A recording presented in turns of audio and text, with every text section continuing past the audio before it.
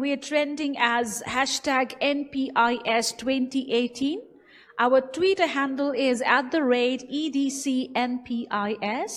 And yes, we're going, we are coming, being streamed live on the Facebook page of the Energy Development Council. So hope you continue to get engaged onto all these events that's happening simultaneously.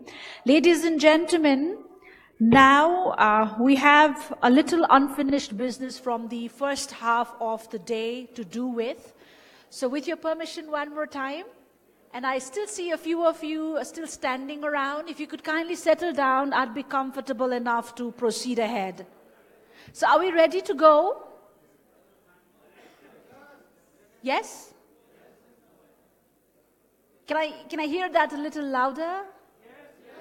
All right, this sounds better. This sounds better. You know, I also need some, energy from that side of the hall. Anyways, let me get back to our business. We had two pending paper presentations from the session number 1, which was themed at power investment opportunities in Nepal. I extend my regret to the esteemed speaker, Mr. Ali Haider Altaf, who could not stay back then because he had a very, very important obligation to attend to, as one of the honorable ministers from Pakistan is coming over. However, he has said that he would come back if it looked convenient for him. So we would skip his presentation and move on to the presentation on Assemble Electricals in SEZ of Nepal, that is the Special Economic Zone of Nepal. And as you know, Assemble Electricals is one of the major themes, highlights of this Power Summit of 2018.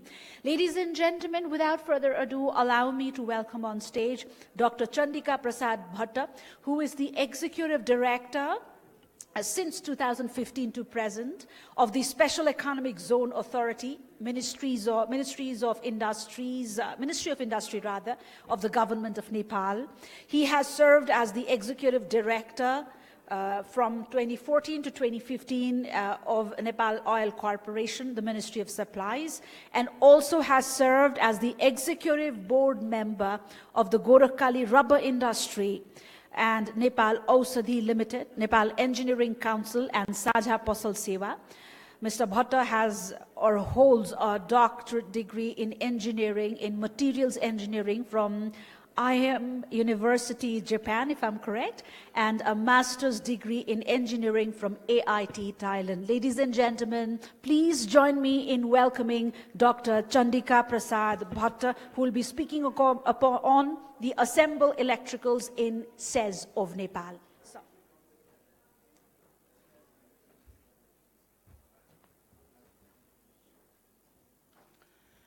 A very good afternoon, distinguished guests, ladies and gentlemen. This morning I was a little bit worried that the empty stomachs will disturb us and we could not hear what I speak. And this afternoon also, after lunch, I have a little bit worried that our full stomach will not trouble us. By sorting our eyes, I hope I'll not let you sleep. So I think, first of all, thank you very much for this EDC for giving me this slot to talk about basically the special economic zone, and there is also an opportunity of the investment. I put particularly the topic like Assemble Electricals in Special Economic Zone of Nepal. This is a little bit different than mainstream of this summit, I guess, because most of the time, even in the last year, the hydropower development was given the priority, most priority. I think this is the first time that the Assemble Electricals has been introduced for this summit. I guess, When we had a meeting with the Sujitji, president of EDC, then I was a little bit confused whether this will be a relevant topic or not. But yes, of course, definitely, you have started in the right time, that the assemble electricals or maybe the automobiles. It's all about the electrical vehicles and other electrical equipments. Otherwise, we would be just talking like hydropower, since we are talking since 100 years back about the possibility and feasibility of the hydropower of Nepal. Till that time, all the resources, the fossil fuel will be exhausted and will be in trouble. The poor country like ours, we could not afford the fossil fuel as well because of the going up of the price, and also stringent environmental conditions of the use of fossil fuel in near future. This morning in the inauguration session, we heard that even in India, by 2030, that most of the fossil fuel used vehicles, driven vehicles, may be replaced by the renewable energy battery operated vehicles. That's why I think this topic is relevant, I guess. I'll talk more about the investment opportunity in the special economic zone for assembly industry. I have shown that the power business in SEZ, how it is related, that the SEZ itself is a much power consuming organization in one spot. I mean, we need about 20 to 30 megawatt. We consume about 20 to 30 megawatt for the manufacturing of different products. And parallelly, the SEZ will produce the energy producing equipments like assembly of the solar panels, which is the need of the present day. That's why special economic zone, you might have, maybe you are new about what is special economic zone. It's not very new. Even the government of Nepal has started this long time back, but we were not in position to operate it. Recently, we are in a position to operate one in Bhairava. I will talk later in detail about what is a special economic zone and how it is feasible in Nepal, how the assembly industry would be feasible in Nepal.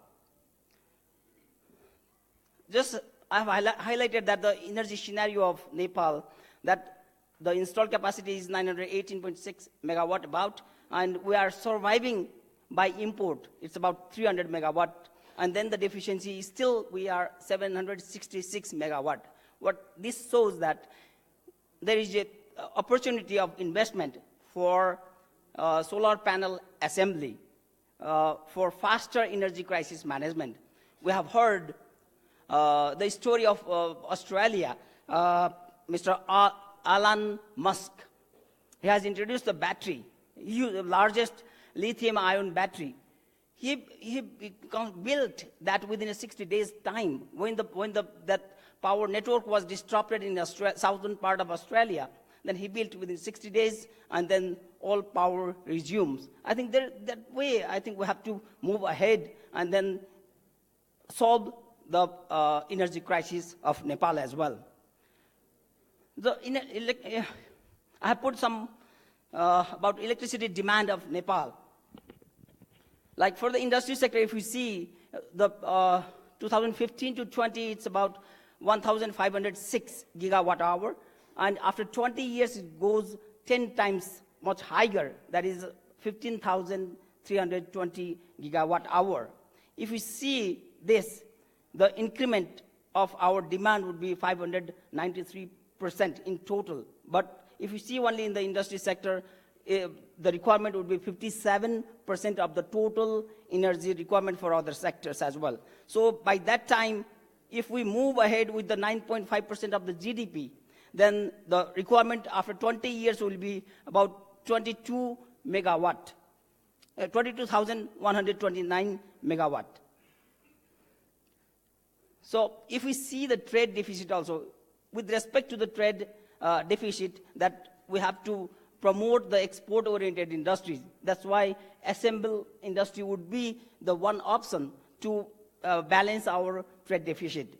I have taken the 2017 data that the balance of trade is negative with 87,804 million Nepali rupees. So trade deficit is increasing every year. It's not only for 2017. Since 2000, if we see it, the export is increasing by about 30 to 40%, but the export is increasing by 350%.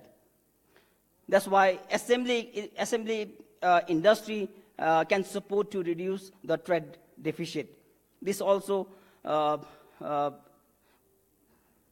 shows that the scope of assembly industry in Nepal. Then in the assembly industry, maybe the products would be like electric vehicles, electric two-wheelers, three-wheelers, solar panels, and electromechanical components. Scope to replace fossil fuels-driven automobiles, to control vehicular pollution, and to harvest solar energy for immediate crisis management that I have already spoke. If you see the market of the electric vehicles, solar panels, and electromechanical market, the Asia market is about 47% for electric vehicles, and solar panel market is about 41%, which is equivalent to 23.5 billion US dollar, and the electromechanical market is about, Asia market is 42%, US dollar 80.5 billion US dollar. I have shown this data because we can utilize our location. The location of the Nepal, we can get the benefit of the location, like the huge market, India and China. I think we can utilize that locations of the two giant market. So what I feel is like the business environment in Nepal is getting much more better, because the world's largest market is around us, very close to us. Infrastructure is ready for industrial setup, that I'll speak later about the industrial setup that we have so far. And investment-friendly environment, that the policy and act updated we have already done in the last few years' time. And if we have formulated the new rules and regulations. And ease of doing business, that there is an easy entry. We are paperless. We have gone almost paperless. If you go to the Department of Industry, you can register the industry by net. And then it's a transparent process. We can register immediately within a few days' time. When in the past it took about a month or two, or maybe sometimes 6 months time as well, just to register one company or industry. Then we are moving ahead for the one-stop services. We can provide all the services from one room, that industry registrations, company registrations, tax registrations, insurance, freight forwarding, banking, visa, immigration services, everything that is moving ahead. So apart from those activities, every political party's agenda is economic prosperity this time. That's why the business environment is getting much more better in Nepal than before. So the point comes like, whether is this feasible in Nepal? How it can be feasible? Like if you see that we have a cheap labor and the land as compared to other countries, because the product we are importing from developed countries are much more expensive than the product from our country because of the labor cost. If you compare the labor in Nepal and the abroad, maybe one person in Japan, they get 1 month 300,000 rupees at least, and here just 15 to 20,000. So with that respect, the production unit would be feasible in Nepal. Similarly, the additional financial benefits that is given inside the special economic zone would help to be more competitive in the international market. And another point is, as I spoke before also, two neighbor giant market is with us, very close to us. Then we can utilize our product. We can send our product to those market. And we are in the transitional economy, and less competitors are here. That's why with these 4 points that the assembly industry would be feasible. And already we have the Act 2016. It was awaited for a long time, about 10 years time it took to approve this Act. Now this Act is already in force, and the Special Economic Zone Committee has converted to authority, more powerful office. Then SEZ open for the private sectors. Earlier the SEZ was promoted only by the government. Now the private sectors could develop special economic zone for industrial setup, and then they can bring their own industry and then produce the products, but one should export 75% of their product to the foreign countries. For that, the government is giving the financial benefits.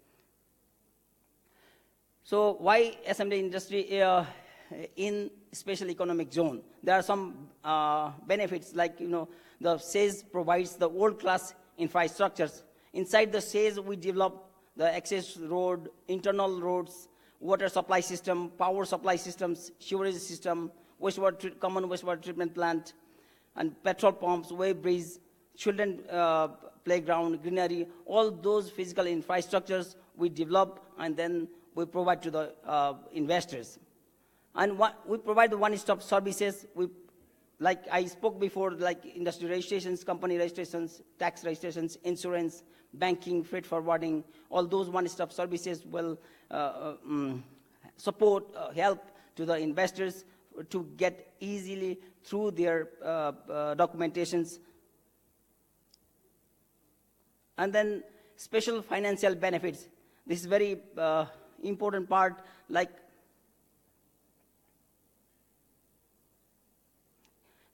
the special financial benefit is like income tax exemptions. Government has given 5 years, 100% tax exemption, no tax on the profit. And then 6 to 10 years, another 5 years, 50% exemptions on the income tax. Then if the industry utilizes domestic raw materials more than 60%, that will get additional benefit of 6 to 15 years, another 10 years benefit. And then if it is in the hilly region, then that the industry will get 0 to 10 years, 100% tax exemptions, and then another additional 10 years for 50% exemptions. All these, the financial benefits that is given to the industry will make the product more competitive in the international market. Similarly, there is no any VAT that is produced inside the SEZ. And similarly, there is no any custom duty for raw materials, machineries, tools, spare parts, auxiliary raw materials, packing materials. They will get free of cost. That is equivalent to that you manufacture in the India or in or China or other countries. So there is a rebate on rent, and transaction in foreign currency benefit is given.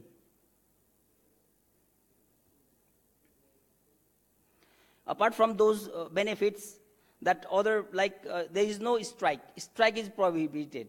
Most of the time the investors, when they come to us, then they talk about the problem of the workers, labor problem. There is no strike inside the special economic zone. And then there will be a security arrangement. Then hassle-free from outsiders, any locals, or a special SEZ only may be promoted only for the assembly industry. Only the constraint is that one should export 75% of the total products.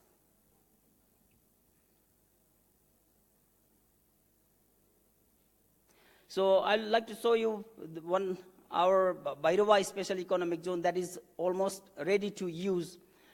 This is the one that is near to India border, about 2 kilometers on the south, and 69 plots, and there are 69 plots, and these are the infrastructures in the Bhairava SEZ that is ready to use, and immediately one can set up their industries. And because we have made the plan to build the one SEZ in every provinces. Like on the north, 3 locations we have identified: Jumla, Gorkha, and Panchkhal. and then 4 locations on the south, that is Biratnagar, Simra, Bhairava, and Dangadi. Similarly, there are other locations we have identified like Nuwakot, Siraha, Jhapa, Dhanusa, Rauthot, Kapilvastu, Nepalganj, and Talman. There are 8 other locations. Altogether, there are 15 SEZ identified inside the Nepal. So now onwards, we have thought that the product-specific SEZ should be developed, like maybe the assembly industry, automobile assembly, electrical-driven vehicle, automobile industries, or maybe the pharmaceutical SEZ or leather processing special economic zone. The modality could be, there are 3 modalities, like even government can develop, private can develop alone, and then jointly, private and the government sector can develop the special economic zone. Therefore, SEZ authority is looking for investors to join hands for the development, operation, and manage SEZ in the identified locations or any other new locations. So in summary, I have summarized my talk in 3 points. First is there is high scope of investment on energy sector due to the big gap between demand and supply. The gap is still aggravated when rapid industrialization begins in near future. Second point is product specific, like assemble electricals, SEZ development and operation is possible jointly between government and private sector or independently by private sector alone. And third should be solar panel assembly promotes clean energy, which is useful for rapid power crisis management. Thank you. Thank you for hearing me.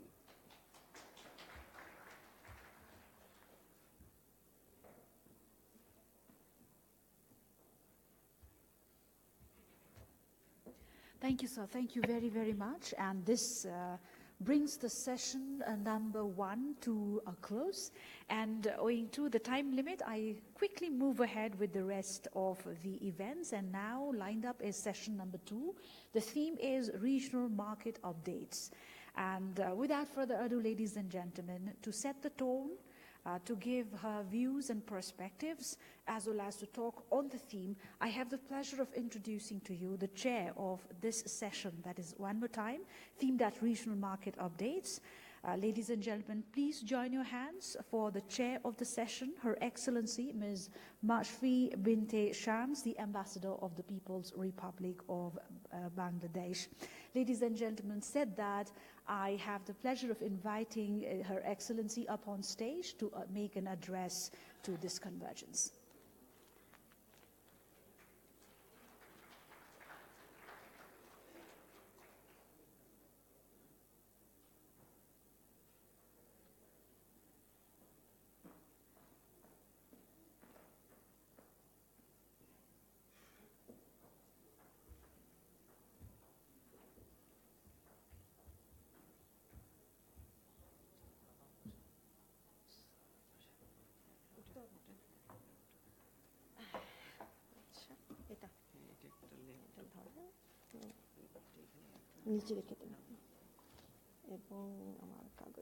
I have extremely bad eyesight. You just have to bear with me for a while.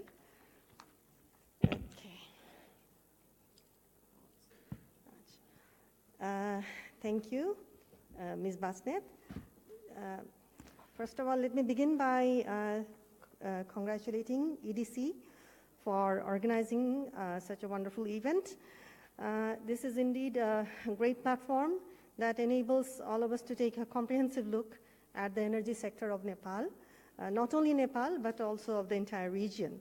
And I would also like to thank EDC for giving me this opportunity to interact and to participate in this great event and to express my views on the energy sector cooperation between Bangladesh and Nepal.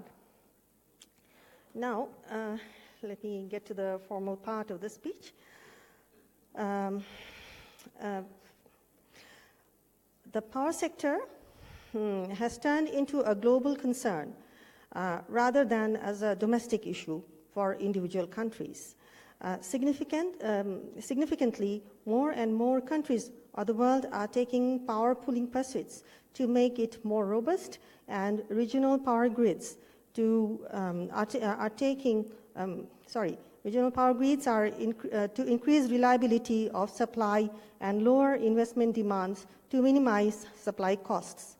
On the other hand, this sort of electricity trade initiative is insignificant in South Asia, although some bilateral trade of around 2,300 megawatts involving India, Nepal, India, Bangladesh, and India, Bhutan is taking place at the present.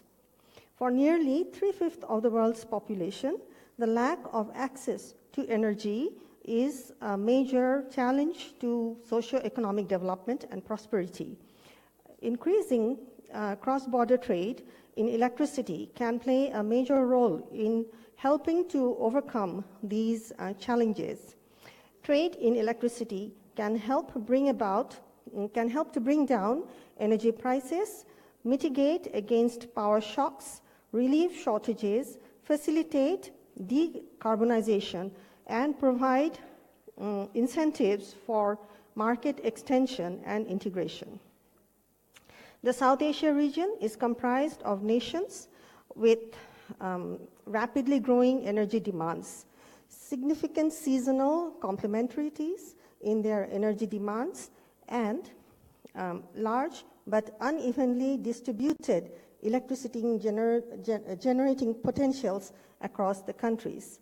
The region's national electricity systems face several challenges, such as electricity supplies have not kept in pace with the demand, and supplies are frequently disrupted. At the same time, there is underutilization of available generation capacities due to fuel supply shortages and price controls. Electricity shortages not only create problems for households, but actually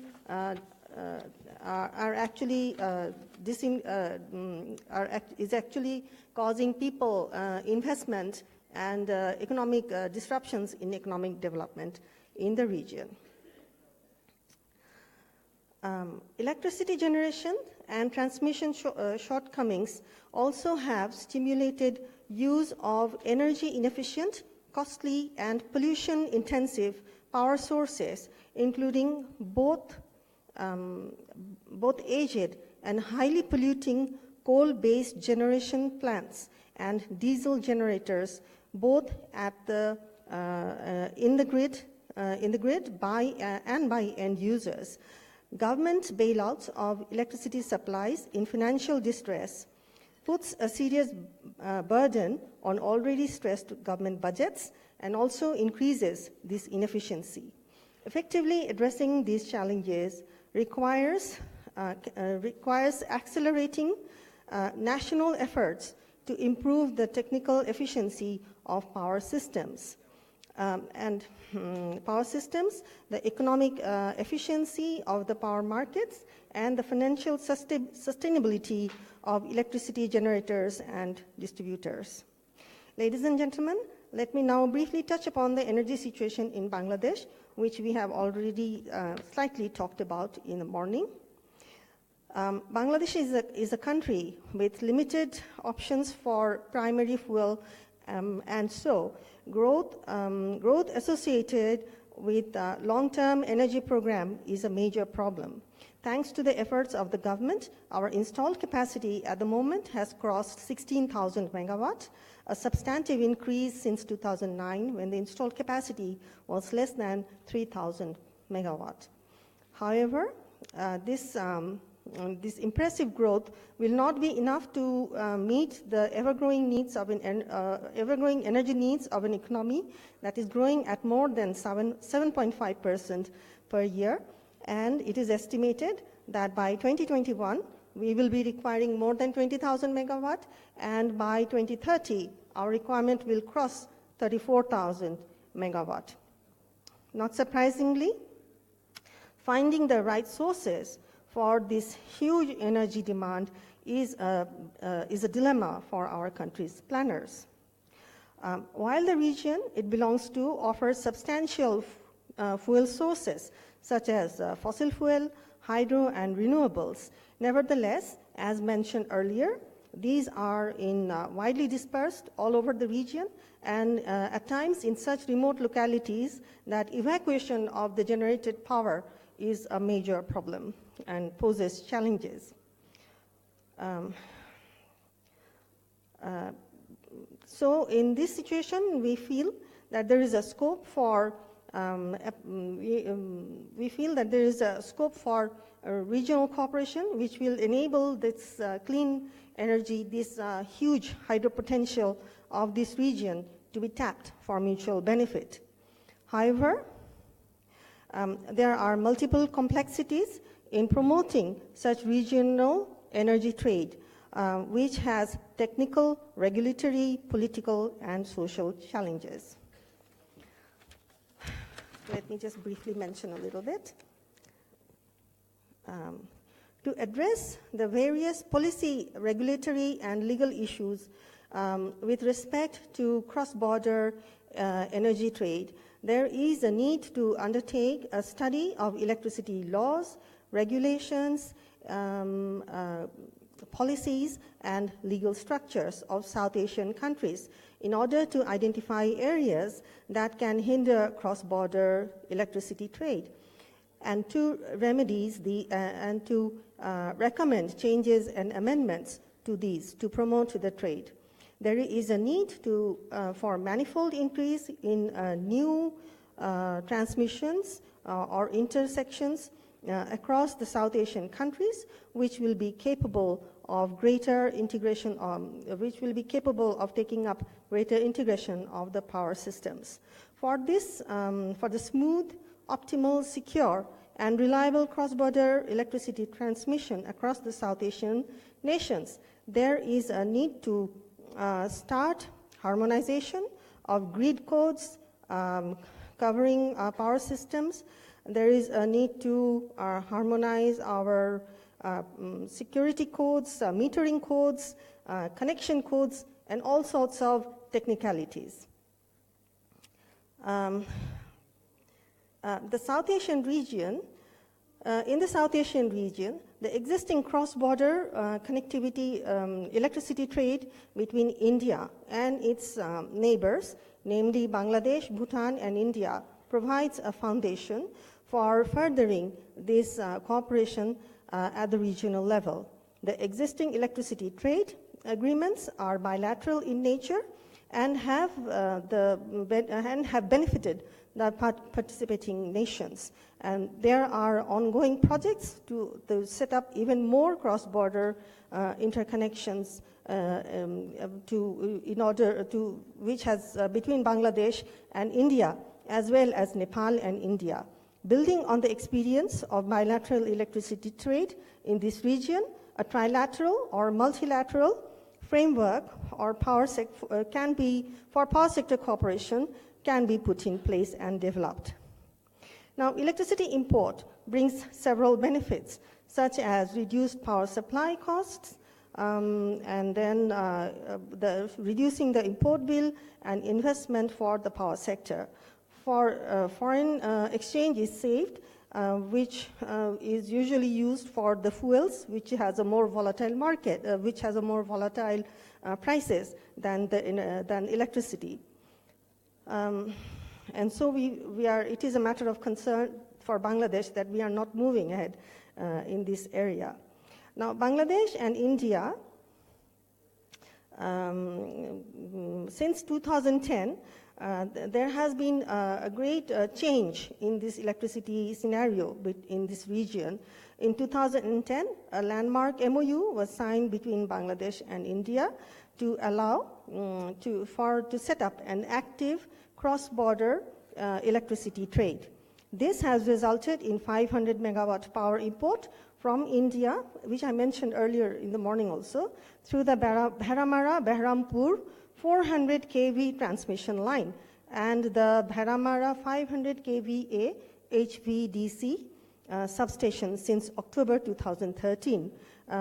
We are on the process of upgrading both the substation and the line, the transmission line, which will eventually enable us to import 1,000 megawatt from India to this sector.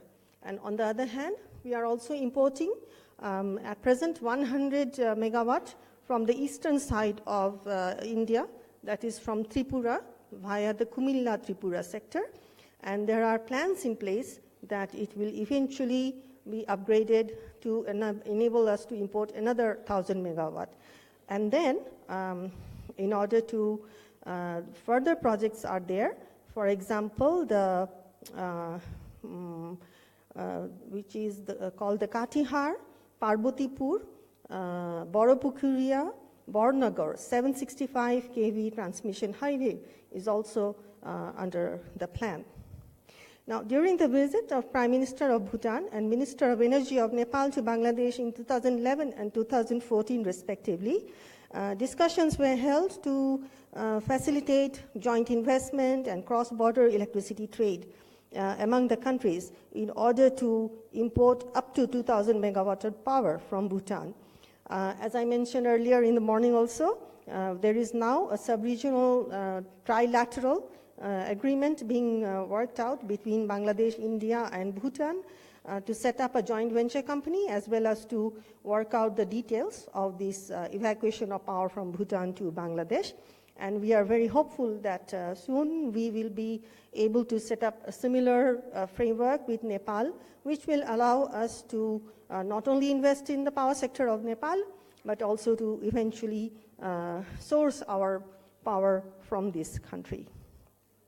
And in order to ensure smooth regional cooperation in the power sector, Bangladesh has been actively participating in various bilateral, sub-regional, regional, and multilateral efforts. For example, in the BBIN, BIMSTEC, SARC, there is SASEC, and there is also the SAREI, S-A-R-E-I. Various initiatives are there, and we are actively participating in them. Regional electricity cooperation may include the sharing of cross-border infrastructure, establishing regional power producers, and enhancing competition across the regional market. This would need more, among others, investment in new border interconnections and the development of harmonized codes, policies, and regulations for the overall growth of the power sector. Given the significant potential of hydroelectricity generation in South Asia, it is expected that this would play a major role in any future strategy for regional power sector cooperation. Let me conclude.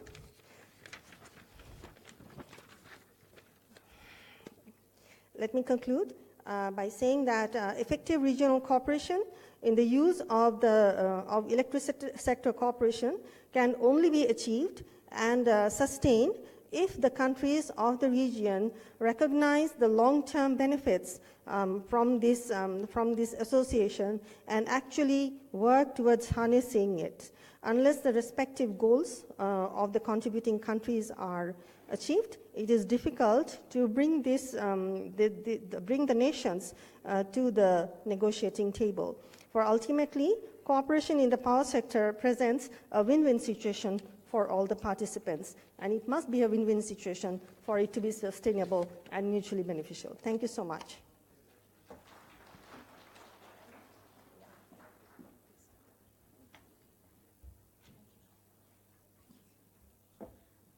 Thank you, Your Excellency. Thank you for your very, very valuable insight and sharing herein. And yes, ladies and gentlemen, this address from the chair of this session, which is all about regional market updates, marks the commencement of session 2. And hereafter, we will be hearing from a host of esteemed speakers who will be talking about or giving us updates and a quick overview of the markets, of the regional markets on energy. Said that, ladies and gentlemen, my pleasure now to invite to the podium Mr. Sohinder Gill, the CEO, Hero Electric, who will basically be talking about the electrical vehicle scenario and its relevance in Nepal. And his topic is basically about riding the electricity mobility wave. Please join your hands for Mr. Gill, ladies and gentlemen.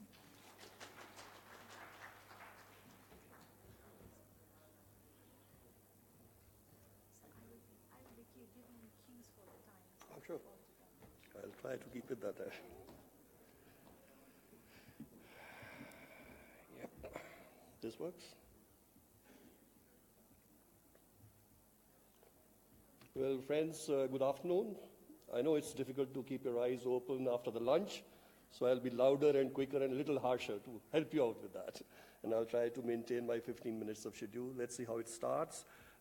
In India, we have begun to have a good market of electric vehicles.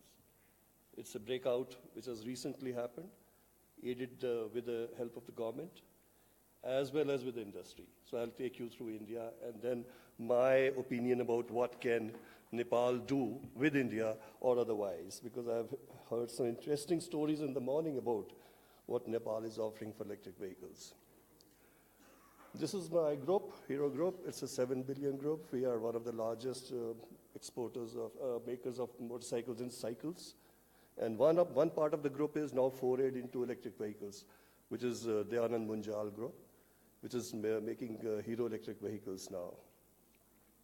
And I'm also heading the Association of Electric Vehicles, because when I joined this organization around 10 years back, I found that without an association help, electric vehicles won't take off.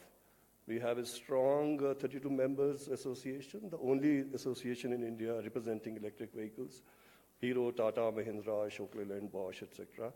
And we are helping the government and the industry in making the electric vehicle plans for future. Right now, we are busy making the 10 years plan for being announced in April, which will take India to almost 30 to 40% all electric by 2030. This is our plant in north of India, where we make electric vehicles, along with the other plants that we have normally in Ludhiana in North India, where we make bicycles and medical products. What's happening in Indian EV space is something to do with what's needed for India. So, for example, say 47% of Indians travel on foot, bicycles, and bus. 57 crore of population does that. And 16% travel on two-wheelers and three-wheelers. So we have to find a solution for these people, like 16% of population which is already traveling on petrol two-wheelers or three-wheelers, as well as 47% of population which is traveling on buses or foot, or hanging behind those rickety three-wheelers, etc., in the towns where it's overloaded buses on the bus stops. So the India-specific solutions is more for this, not for the swanky cars, not for the gizmos, but more for the common man. And this is still date. What has India done in electric vehicles is more in the e-rickshaws, which have suddenly sprung up for the last 4 years. Around close to 2 million e-rickshaws are there on Indian roads, and around 400,000 electric two-wheelers, 6,000 cars, and less than 100 buses. This 2 million electric rickshaws are mostly unorganized sector. They are not yet certified properly. The association is fighting for very good quality standards to be introduced in India and certification standards to be there. But this product has started making sense from day one to the buyer and even to the lenders and everybody in the pipeline. For example, an electric rickshaw from day one makes enough money for the driver to pay back his installments, to set aside money for the battery change 6 months to 12 months later, if it's a lead battery, as well as make enough livelihood against what he was earlier making, doubling his income. So this is something which has showcased that there is a sweet spot everywhere. The government is saying clearly a few things, and they took around 2 years to come to this conclusion, including they got Rocky Mountain from Colorado to do a study, and a lot of things happening in India, debating with everybody, that this chart itself says that in India, the low-hanging fruits or small bites, two-wheelers and three-wheelers are the low-hanging fruits. They are the ones where impact is maximum and ease of implementation is the maximum. So that's why India is going to concentrate on two things. One is public transport, electrification, because that's for masses, and the other side is on two-wheelers and three-wheelers. One of the interesting idea which is unique to India, which has failed across the world, is battery swapping, particularly for two-wheeler and three-wheelers, is going around in circle as an idea and is being implemented. And if it is successful, this will become one of the backbone of electric vehicle revolution in India, is a battery swapping, whether on near the petrol pumps or otherwise. Now, for example, all two-wheelers are graduating to lithium batteries. Three-wheelers are slowly graduating to lithium batteries. And two-wheeler batteries are less than 7 kgs. They can be handled easily. In fact, they can be taken home and charged, like in any other socket where you charge your mobiles. You can plug it in your offices or your homes or wherever you go, and in 3 hours you can get it charged. So there is no real need of charging infrastructure. But then to have an opportunity swapping for people who want to go beyond 60 kilometers per charge, there is this battery swapping idea which is being tried in India, which is simply a contraption of putting some batteries in a good, cooled, controlled environment in a slow charging sphere, so that they are always ready for somebody who walks into the petrol pump, and within a minute, instead of filling a petrol, his battery is swapped, and off he goes for another 60 to 70 kilometers. This is a low-cost contraption, except the cost of batteries, and the money that he charges, the petrol pump guy charges, on a per-day basis, is enough to cover the cost of battery and extra revenue earned for the business on the petrol pumps. This will be tried in the next 6 months. Around 100 petrol pumps will have it in Delhi, and if it is successful, it will be graduated ahead. Just thinking through today morning, I changed some of the slides, what can happen in Nepal East EV space, because a lot of interesting things were being talked. When I came yesterday, I talked to a few people on the road, and they were saying that customer expectation in Nepal is high speed, high performance, something which matches the motorcycle, like my hero motorcycle, or something which goes as good on no range anxiety. But our own analysis for the last 10 years is that is where the problem lies, that in case you try to match a two-wheeler in speed, in performance, in acceleration, then you end up making a two-wheeler which is at least 3 times costlier than a petrol two-wheeler. So there is another sweet spot there, which is something to do with the general population. Like you said, 47% of the population. What do they really need? They want to move swiftly from point A to point B at a moderate speed, within a given range of 60 to 70 kilometers, not more than per day, but have a reliable product which can really save them initially as well as on a running cost. So the total cost of ownership is the advantage that they want to have. And that's where the sweet spot lies, is not high-performance products. It lies in somewhere in the belly of the market, which is a 45 to 50 kilometers per hour product with a single battery lithium, which is a 7 kg taken-home charge battery, which lasts for 5 years, which gives you per charge 60 kilometers at a 45 kilometers per hour. And a scooter which is maintenance-free, because any electric scooter today, if it is good made, is totally maintenance-free. There is no engine overhauling, there is no wear and tear, and a smooth contraption which is so noiseless, so good to drive. It's a joy to drive.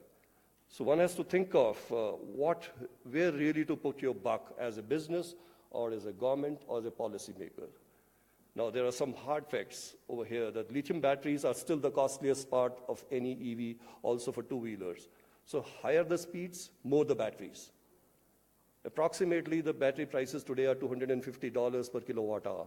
So if you have to have 3 batteries for a high-performance product, it is $750 just for the batteries, which may last only from 3 to 5 years. So if you put together the cost of the product on top of it, you end up spending twice the cost of running of a petrol scooter. Even initially, the cost is 3 times, the running cost is twice. So those products will become obviously affordable when the battery prices go down, which is around 3 to 4 years from now, when the scale advantages will make the product itself much less price than today. But today, for the next 3 years, 4 years, 5 years, this is the state of affairs where there is no way an 80 kilometers per hour scooter can give you a cost advantage or a total cost of running advantage.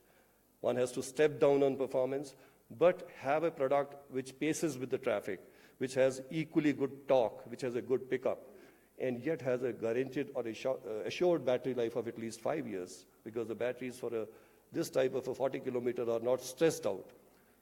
So a 600-watt scooter is what I imagine for Nepal. a 600-watt scooter with a 40 kilometers per hour, 70 kilometers range, a very good torque, costing maybe 20% higher than petrol. But today morning I discovered that the taxes over here are going to be much less than India. The import duties are going to be zero almost. So with that, perhaps this 20% is also not required. So if really that happens, then at a big scale, one can produce this type of a scooter equivalent to a cost of a petrol scooter in Nepal today. One has to see that. And with this equation, there can be a mass shift for value for money, as the customer will save more than 150 Nepalese rupees in 5 years for such a scooter. Even today, in India, this happens. When a customer walks in, he asks, why should I buy a Hero electric scooter, which is over there 30% costlier or 40% costlier than a petrol scooter? All we tell him, this one has a 5 years fuel-free filled for you. And a 5 years fuel-free fuel would cost around more than 1 lakh of rupees. So even if you put 30% extra, you get more than 3 times, 4 times of that back to you. But in Nepal, perhaps it is going to be, this scooter is going to cost as much as a petrol scooter, but has a 5 years fuel-free. All you need to do is a charging, which is very less. It's just 1.5 units per day into 5 years is around 25,000 Nepalese rupees. So 25,000 Nepalese rupees, 5 years, guaranteed, maintenance-free product. Why should I buy my Hero electric, not Hero electric, my Hero petrol motorcycle? Sorry, I'm hitting my own business with this. But yes, that's the truth. So one can think of catching these low-hanging fruits in Nepal. One can think of, first of all, formulating a very good quality and certification standard to weed out poor quality, which means government, which means certification agencies. One has to really work hard with the government to say that such a scooter can only be introduced in Nepal, which passes the certification standards, which creates the reliability quotient into it, which assures those 5 years battery life, which has such set parameters of warranties and assurances behind it. The first thing is formulate certification standard, and if required, incentivize assembly of such scooters in Nepal, because there are already, the predecessor said that there are a lot of incentives that are good enough perhaps. And perhaps, if there's still a price gap, introduce a 25% subsidy, 20 to 25% subsidy upfront for a period of 1 or 2 or 3 years, that's all. Till there are enough on the roads. There is a positive word of mouth, where the customer speaks, oh, I got a good thing. I started saving from day one. I'm so happy to have it. Once that positive word of mouth starts, then you sharply taper down the subsidies. If you don't need subsidies, bang, straight from day one you can do. No need of charging infrastructure for scooters. All you need is charging points somewhere in the offices' basements or in the shopping malls, even if not at home or by the side in your office desks, you can charge it. These scooters can be charged. The batteries are taken off like a briefcase, take them and charge them. But yes, battery swapping can be an add-on benefit for long-term users, for institutional users, for heavy users who want to take much more trips, like food deliveries, and people who commercially use it like e-taxis. For them, battery swapping is a great idea. For a 2-battery system where one battery remains reserves in the scooter, the second battery is an opportunity swapping, where the guy just goes and swaps a battery, off he goes for another 60 kilometers. So no range anxiety anymore, 40, 50 kilometers per hour, that will work. I would say that one has to, even the local industry over here has to prime up, has to be encouraged to go and search for the right partners who believe in quality, who believe in this type of philosophy, who believe in investing into Nepal. And that perhaps Sujit is already doing that job very well. And very soon, perhaps we'll see some of the people over here cramming for this business here. And let's not forget electric buses and the cars over there, because ultimately public transport also has to get electrified. Well, maybe a government and industry can get together, some few hundred buses here, minibuses, good electric buses, and just put it on the road for visibility, for awareness, for a common man who's sitting in the bus to experience the product. And similarly on the fleet cars, like taxis, because fleet cars don't need charging infrastructure. They have to go from one terminus to another. They come back to the terminus. They have the lunch time. At that time, the charging can happen. At that time, if it is a standard car, even swapping can happen. So for fleet cars and for buses, perhaps a limited experiment in Nepal will show that it's an integrated approach, not only for two-wheelers, but all the way up to public transport. So Nepal surely can become a leading model with its tax advantages, duties advantages, and a ripe place because of the renewable energy and because of the hydropower, non-polluting power from end-to-end zero-polluting vehicles. Awareness spreading is so important, and that's where government role comes or industry roles comes. Unless the word is out loud and spoken on the television, in the radios, everywhere, in the billboards, that electric is here for you, it saves for you, it saves for the country, and it saves the environment. This would have to be hammered in a very big way for a short spurt of time to 6 to 9 months to tilt the mindsets of people to change over to this type of place. And thanks. Let's build a new future. My 15 minutes are over. Thank you.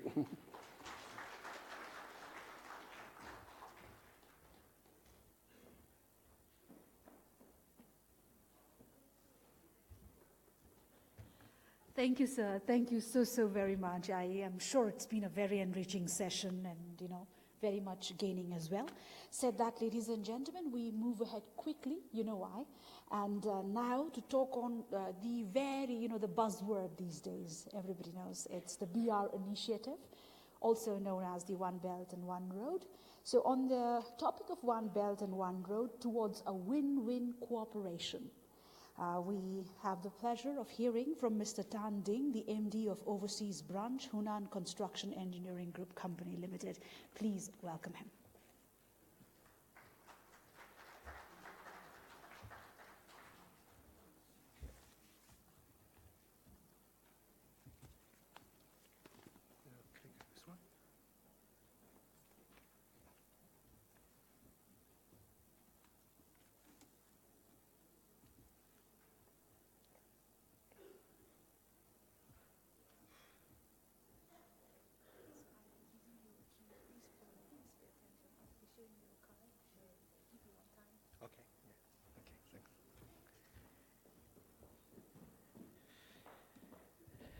Ladies and gentlemen, dear friends, I'm delighted to gather all the friends here in this beautiful Kathmandu.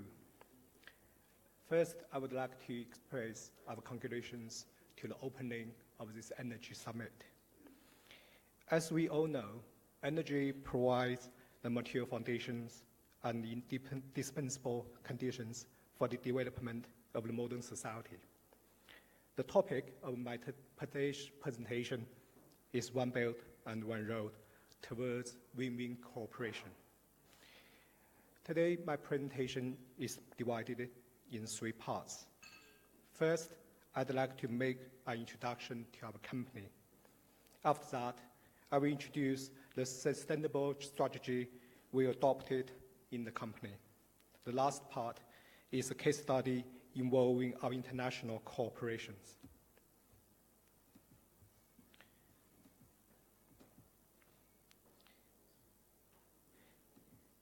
First, who we are.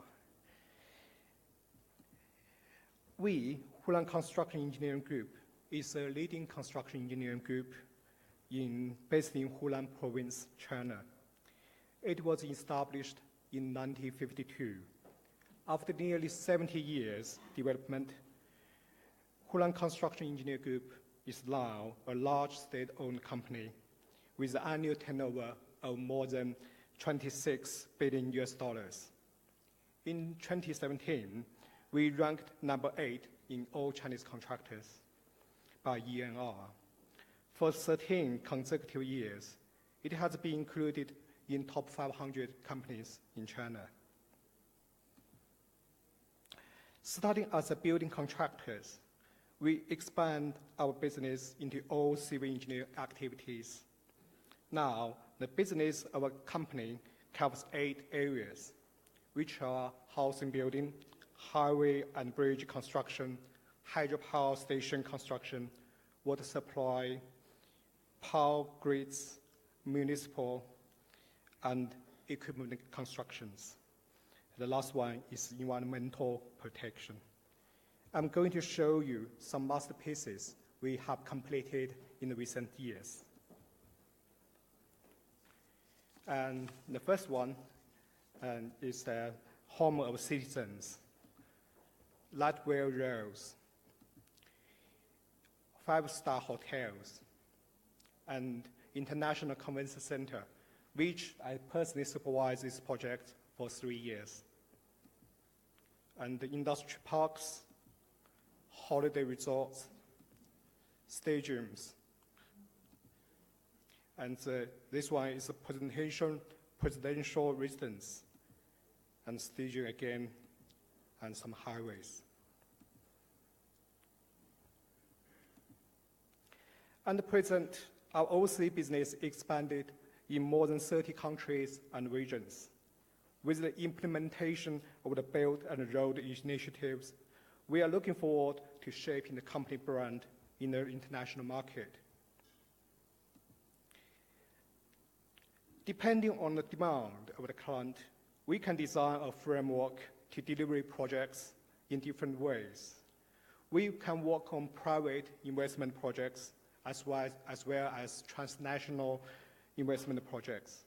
We can finance the project using a straightforward EPC plus F framework.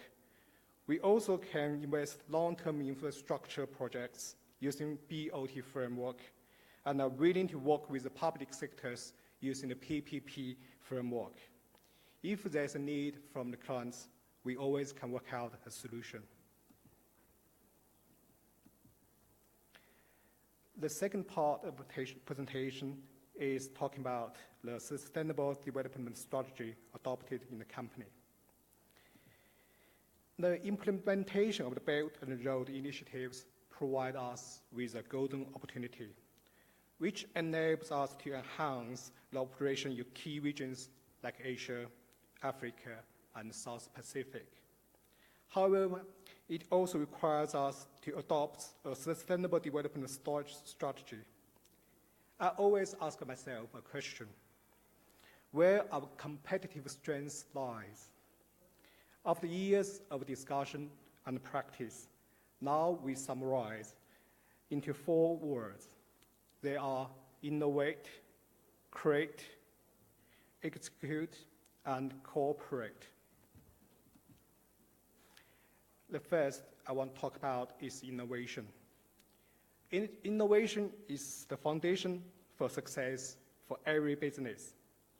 In the construction industry, we think technique innovation, finance innovation, and model innovation are the most important ones. First, we start from technique innovation. The day-to-day business of a company is to manage complicated projects, ranging from bridges, highways, tunnels, and bridges again, some highways, and airports, hydropower stations, some mini ones.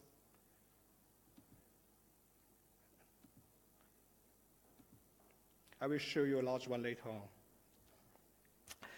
There are always traditional ways to complete projects, and also innovative ways to achieve better answers. In the last year alone, there were 24 patents granted and dozens of R&D researches completed by our company. More than that, we must come out with some better solutions to the industry with technique innovation. One idea we tried recently is to combine solar powers generation to agriculture industry to produce clean energy, which has been implemented in Sunshine Lake project and the Inner Mongolia Innovation Park. The other idea we piloted recently is to burn garbages to produce steam, which then to generate powers. It can provide clean energy and reduce waste to the environment in the same time. Financial innovation will be introduced in the special training sections in the morning of the 29th.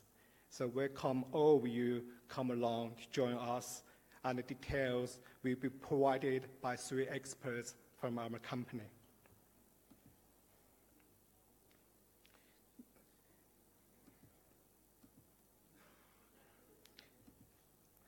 Let's just show you some financial framework we adopted in some good projects.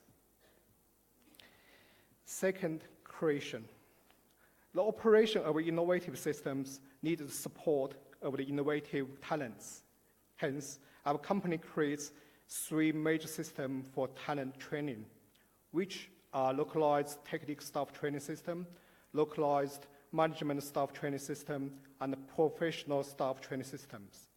In order to join global competition, we also create international talent system which give play to innovation of global talents and local talents.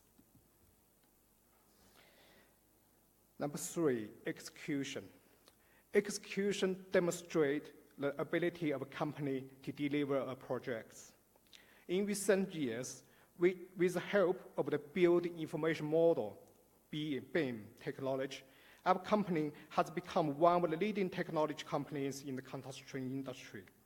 As you may know, participants in the construction progress are constantly challenged to deliver successful projects on a tight budget, limited manpower, accelerated schedules, and limited information. To meet this challenge, we need good tools to equip us with the latest technology, and now it appears the best answer is the BIM. I can show you some good projects and 2 cases which we completed recently. The first one is the Macy Lake Island projects. The first one I show here is the completed projects. The second is the project under construction, and the third one is the modeling. The second project is a ceramic art center project, and again, the first one is a completed project, and the second and the third is the model. The BIM can visualize the construction of the project before its actual physical constructions in order to reduce uncertainty, improve safety, work out problems, and simulate and analyze potential impacts. BIM technology can deepen design understandings and then optimize the designs. The application of the new technology, new materials, and new equipments can uplift resource utilization rate, low consumption and emission, improve the ability of the environment. Number 4, cooperation. I think cooperation is our company culture. Without partners, we cannot achieve anything. I will use a project example to show how we achieve a project working with different partners. It's a hydropower station in Papua New Guinea, which we started in 2016. The project was mainly consist of a dam, diversion tunnel, power generation plant, and a switching station. The total investment for this project is $300 million. Even it's only a medium-sized project, we didn't go alone. Instead, we carefully picked 2 partners for the project. One is a specialist on maintenance and operation of the hydropower station, and the other is the local company familiar with the on-site construction. We always know with good partners, you not only share risks, but knowledge, experience, and sometimes determination. The last part, I will give you a case study which we complete in Ghana. I will use this case to demonstrate how we start our partners in the international markets. In 2015, we completed a 3-year project in northern Ghana, which is a highly rewarded project by both governments. The project is to install lots of transmission lines, which can transmit electricity from the main station to the grids of more than 400 villages. The contract is an EPC contract, which are design, procurement, and construction contracts, with a value of 120 million US dollars. The project is financed using the buyer's credit through us. During the construction, we faced lots of the technical challenges, such as working in the deserted, high-resistance areas, the extreme climate, high demand for crop consumption, and the shortage of resources. We brought innovative solutions to these challenges and completed the work within time and on the budget. Due to the limit of time, I won't bore you today with all the technical details. After completion, people often ask, what is the key to the successful delivery of these projects? As to me, our success is based on a localized management adopted in this project. I can give you a number. We only sent less than 20 technical staffs from China to site, but we include more than 1,000 staffs and workers. The local employees accounted for 95% of the total. The management framework allowed our company to work with the local communities, creating more jobs, improving the level of local workers. Meanwhile, it provides solid guarantee for the following management and the maintenance works. The project brings lots of benefits to the local community.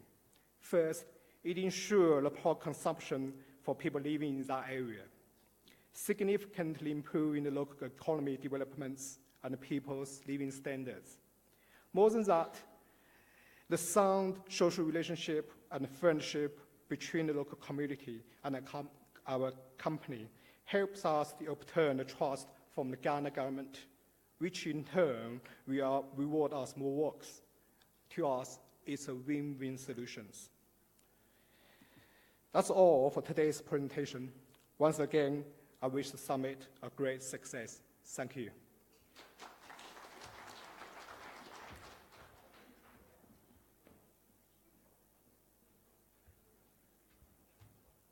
Thank you, sir. Thank you very, very much. No wonder there's so much optimism on the BR initiative.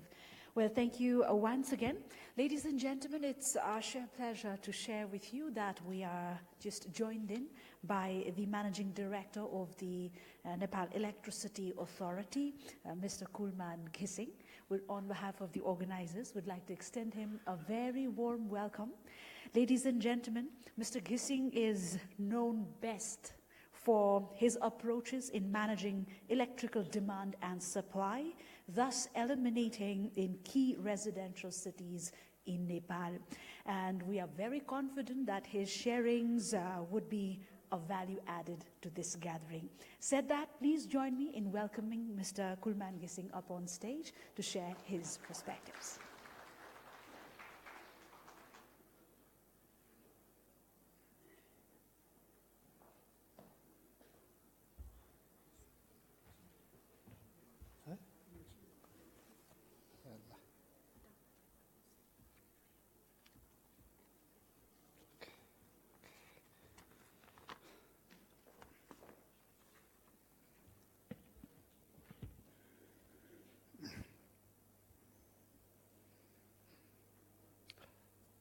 Your Excellencies, Ambassador from Germany to Nepal, distinguished participants and speakers, good evening, everybody.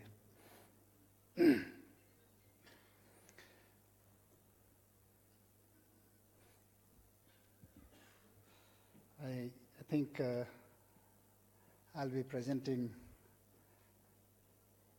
some of the key market integration within the region and why we should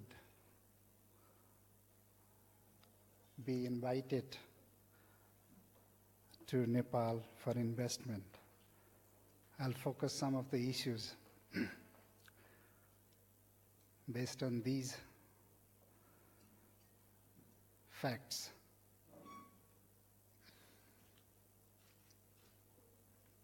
Actually, today, the electricity market is driven by many aspects. New sources of demand has been emerged within the region. Just now I have seen the presentation from one of the distinguished presenter, that electrical vehicle is emerging in the world. And this is one of the area that demand will increase in the coming future. If we see the demand pattern of per capita consumption pattern of South Asian region, it is, I think, at the lowest level, Nepal being at the lowest in the South Asian region. I think 165 unit per capita is the lowest consumption level in Nepal.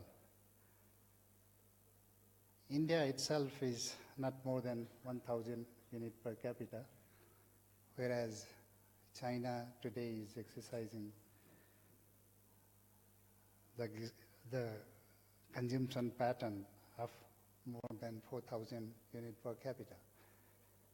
This shows that there is huge demand of electricity in this region.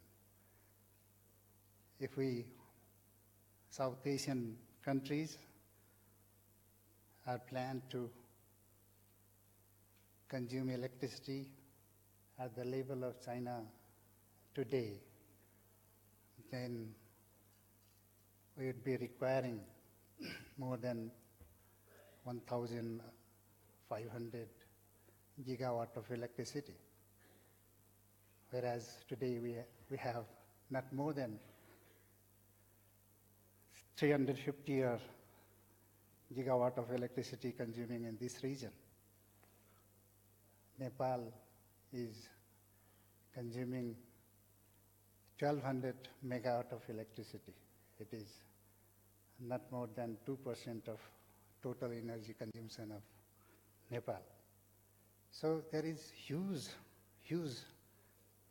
demand of electricity in this region.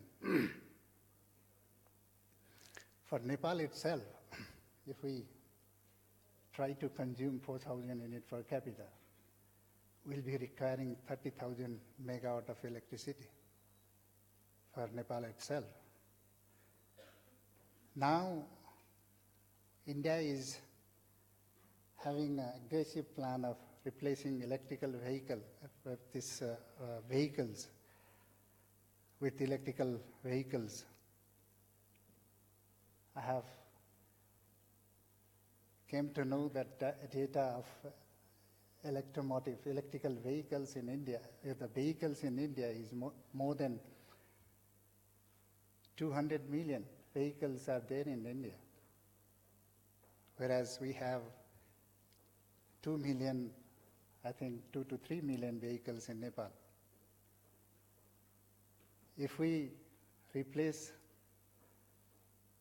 10% of those vehicles also with electrical vehicles,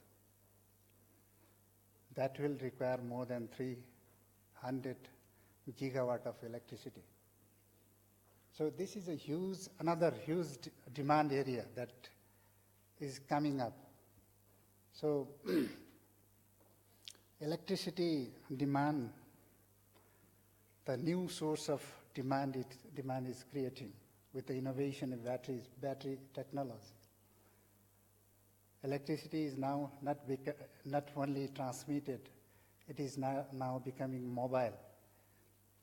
We can charge at the cross border and discharge at the another cross border. So this is the innovation coming up. So this will play a vital role in future for the electricity demand. So demand is there, but how to utilize optimally our resources? Resources are constrained. Resource constraints are there. Those resource constraints should be optimally utilized for having the effective pricing signal to the consumer. That comes to affordability. If utilization is not efficient, then cost of electricity may go up. That reflects to the consumer pricing. So how to meet the demand of varying demand at the different seasons and different day of variation of demand in different day of the time of the day, and seasonal variations are there. How to meet this optimally is the big challenge to our region. This is the only solution behind this is, I think, grid connectivity. How to connect the regional grid. The initiative for grid connectivity has been taken place in different forms. Within the country, local grid connectivity is going on, regional grid connectivity and sub-regional connectivity. And now Belt and Road Initiative, with Belt and Road Initiative, it is coming with a big initiative, that's global energy connectivity. So these connectivity will optimize the resources and will meet the demand of the region with the minimum price to the consumer. So this is very important to have the connectivity, local connectivity, sub-regional connectivity, regional connectivity, and global connectivity. This has already been exercised in European countries. Now, African countries, they have already exercised, and they get optimum efficiency of the system. But we are not getting that efficiency because of the grid connectivity, that we are lagging far behind in this region. So India is at the pivotal role. SAARC region, without the accessibility of grid within the region by all stakeholders, it is not possible to have market integration in electricity. So this initiative has already been taken. Sub-regional groupings, Nepal, India, Bangladesh, and Bhutan. And these sub-regional groupings also benefits to the region to optimize hydro potential, solar potential, gas potential, and coal thermal potential. So optimal utilization of the resources can be made with these groupings also. So ASEAN is there going ahead. And for this grid connectivity, we are also having some initiatives with the connectivity between Nepal and China also. I think if Nepal and China is connected, it will be very much supportive to have the global connectivity, because South Asian region is going to be connected to Central Asia region. So this connectivity will take into account the optimal solution of the resources and the demand, unmet demand, can be met with the minimum cost. So we are talking about not only the sufficient electricity, reliability and quality of supply is now becoming prominent aspect. Last year, Nepal was facing 14 hours of load shedding. Today there is no load shedding all over Nepal at this dry season, except peak hours, 3 hours load shedding in industrial area. But still, everybody feels that if half an hour or 10 minutes power cut, and there is a huge hue and cry, a load shedding has been started, and they try to call, everybody try to call me and my personals that load shedding has been started or not. So this is the case that everybody now becoming very much anxious that whether load shedding is now started, but it is not load shedding. It is due to the reliability of the system that we don't have such type of robust system in Nepal. To have such type of robust system, we should have the grid connectivity, robust grid connectivity, investment. I think we have to invest in the substation distribution system. Further investment will be required. That will require some timing also. So reliability and quality now becoming the next stage to address. Otherwise, everybody will feel that this is not the proper way to supply electricity. The interruption, level of interruption is high in Nepal. This can be reduced, reliability and this quality of supply can be reduced with the robust integration of the grid. That is also very important for grid connectivity. And if we see energy security part, we are importing electricity from India. Some of the, I think this last year we imported around 16 billion rupees electricity. We are importing oil and gas around more than plus $1 billion.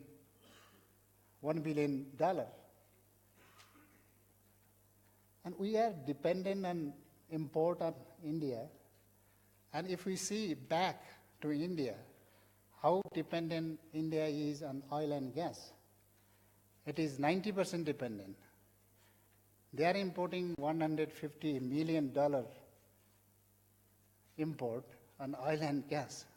So how vulnerable we are here? If we think about the energy security, there is no security at all.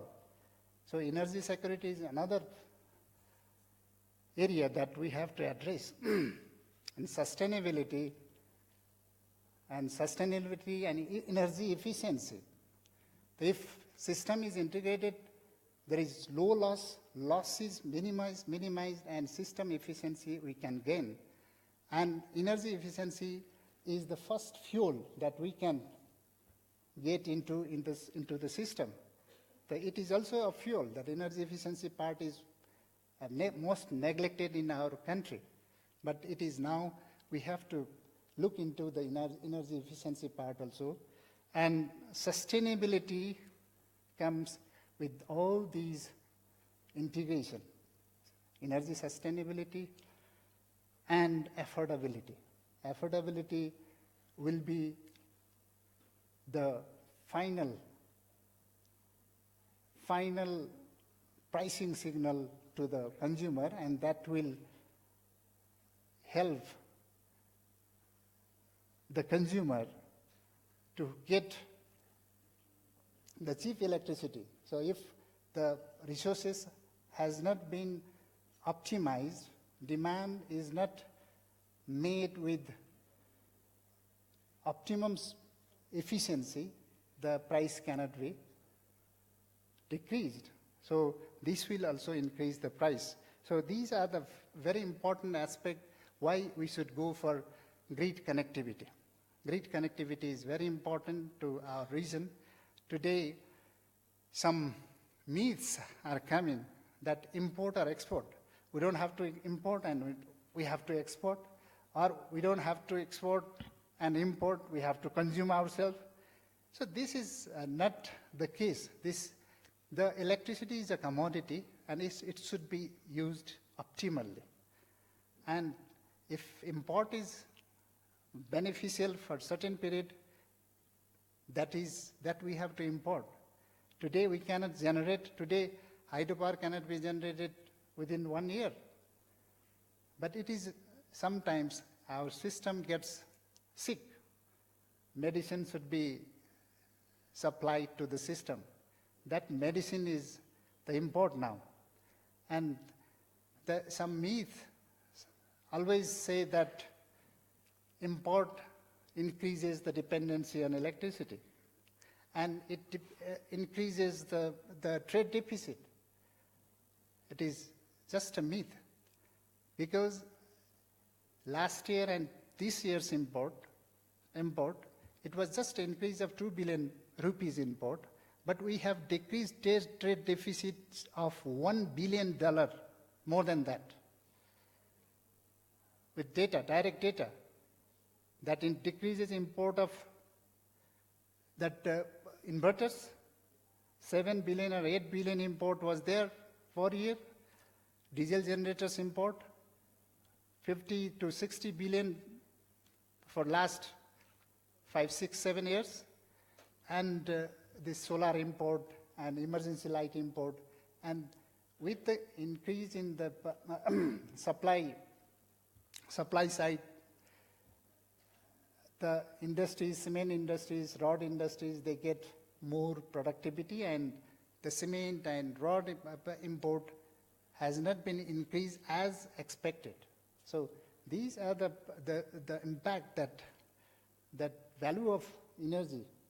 The value addition to the energy that entered into the economy is 10 times more than what we could get if we export electricity.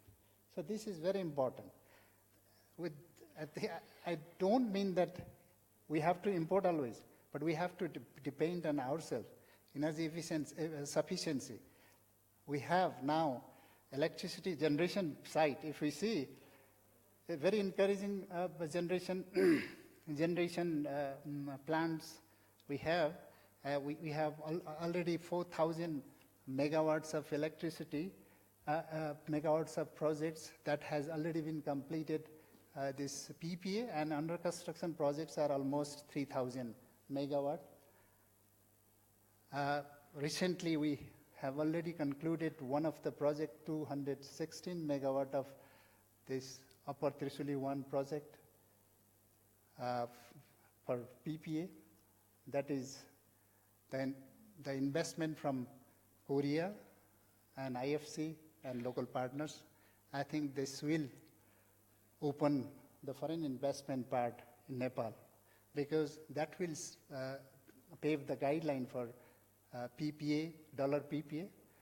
We have already set the guideline for dollar PPA.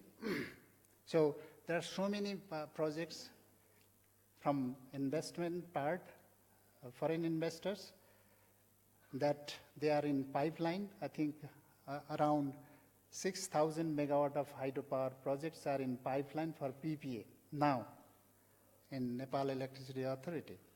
And we ourselves are developing peaking runoff river projects and reservoir projects. I think our planned projects are more than 10,000 megawatt planned projects. So these, we have resources, we have demand. So the investors are requested to invest in Nepal. Thank you very much.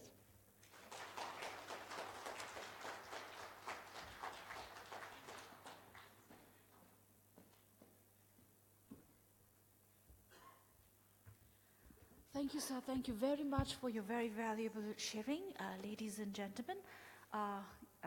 We now move ahead with the rest of the presentations of this session, again themed at regional market updates. The next theme is Introduction to the Asian Infrastructure Investment Bank.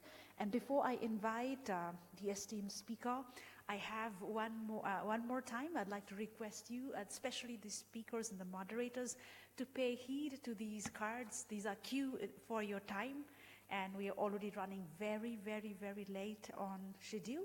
Said that, ladies and gentlemen, I have the pleasure of inviting up on stage to give us a brief on the AIIB, Mr. Rajat Mishra, Principal Private Sector Operations Specialist, Asian Infrastructure Investment Bank.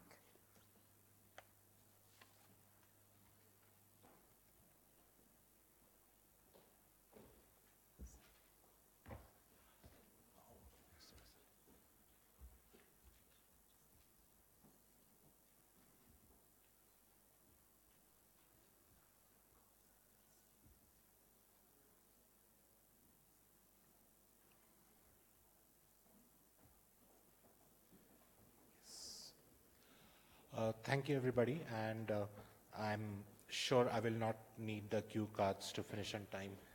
So, there's been a lot of debate and there's a lot of curiosity about AIB, so I thought I'll quickly give a view on what AIB is, how it was set up, and what we are doing. So about a few years back, about 4 or 5 years back, a lot of Asian countries got together in an initiative led by the government of China. And the context was that there was a huge unmet infrastructure needs in Asia. And it was felt that there was a multilateral institution dedicated to infrastructure financing in Asia that was required. The existing multilaterals were obviously doing that job, but they have other activities and not just infrastructure. And one of the issues is that that period also coincides with low global growth and historically low interest rates and ample capital searching for yield. And so one of the aims is to mobilize private capital as well, I mean private and capital otherwise.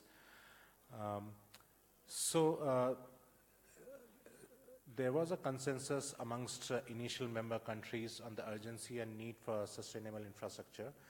And parallelly, there were certain happenings, like the Paris Agreement to address climate change was signed. There has been initiatives to support trade and productivity.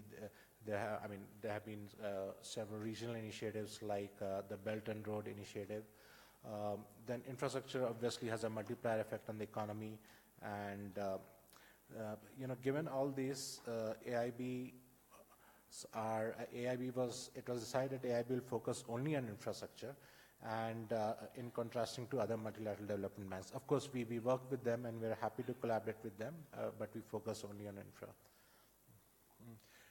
One of the questions we keep getting asked is whether what are our lending policies and whether we follow the same set of guidelines as other multilaterals do as far as social environmental norms are concerned, and the answer is absolutely yes. So just because we are an Asia-based bank does not mean that there's a dilution in our standards for environmental and social safeguards. And we follow the same criteria as other multilaterals, and we have evolved our own policies which are available on our website, and I would encourage you to go and have a look at them.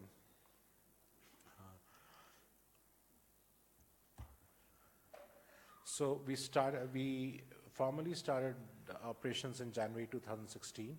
Our $100 billion is subscribed capital, and 20% of that has been paid in by member countries. We have more than 80 countries as members right now. 87 was the latest count. And we are about 130 staff, all headquartered at Beijing, and staff is from across the world. It's not restricted to member countries. And one of the principles we have is lean, clean, and green. So, I mean, we are doing a lot of clean energy projects, and we have, our initiative in green energy is one of our thematic, one of our themes.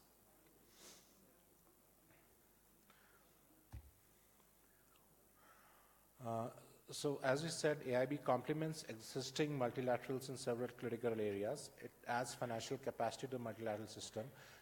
I think all multilaterals have this goal of mobilizing additional capital, so I'm very happy to work with them in projects. And when we see a list of projects, you'll realize that we have been working with many of them closely.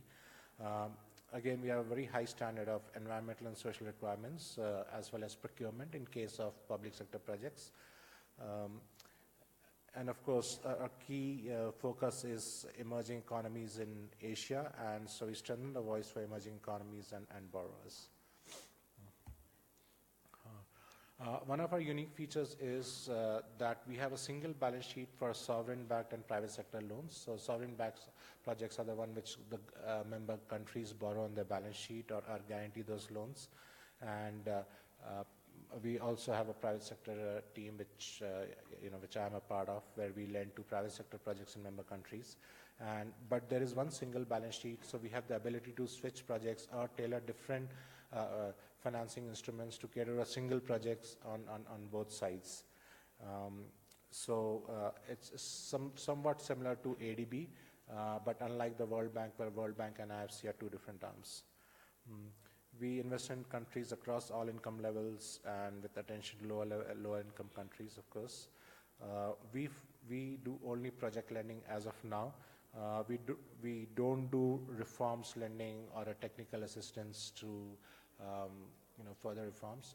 That might come in future, but right now we are in the phase where I think there is enough capacity in the system to absorb our capital and build projects. And one of the things is, of course, that projects must have infrastructure or productive assets as their end use. Our capital is got from our member countries, many of them Asian countries, so we don't have a concessionary finance and it's done on commercial terms, but we can do long-term financing. And if you go to our site again, some of our policy terms are out there. One of the things I'd like to emphasize is that we do have a special fund to support project preparation in low-income countries. The government of China and the government of United Kingdom have contributed to this fund, where if we think that the certain countries lack capacity to finance preparatory work, we'll be happy to do that if it leads to lending for the particular project. So these are key themes which we have: sustainable infrastructure, cross-country connectivity, and mobilization of private capital. Same thing. I'll just skip this, and I'll just go on to which are the forms of AIB financing available. As I mentioned, we have sovereign and private sector financing available. Sovereign bank financing requires sovereign guarantees from member countries, and these are typically in form of loans. Private sector projects, just like other multilaterals, we are open to doing a whole lot of structures, including loan equities. We have invested in two equity funds promoted by IFC and Morgan Stanley. We could do bonds or credit enhancement guarantees and so on. And so again, the issue is that we can do both sovereign and non-sovereign in a single project as well, if so required. Or we could do in a private sector project, we could do a combination of products like, say, equity and sub-debt and so on. This gives us a lot of flexibility. We have a cap of about 35% of the total project cost, which we'll take exposure to, and that's basically to crowd in other co-financers, so regardless of project size. We could go up to, we don't have a specific number, but given our capital where we are, possibly up to $400 or $500 million in a single project, which is quite large. And of course, for government projects, one of the requirements is that Unlike export credit agencies or bilateral agencies, we require our procurement to be absolutely transparent, just like other multilaterals do. So usually we would be hesitant to do tight projects. And again, as I mentioned there, we have strong environmental and social safeguards.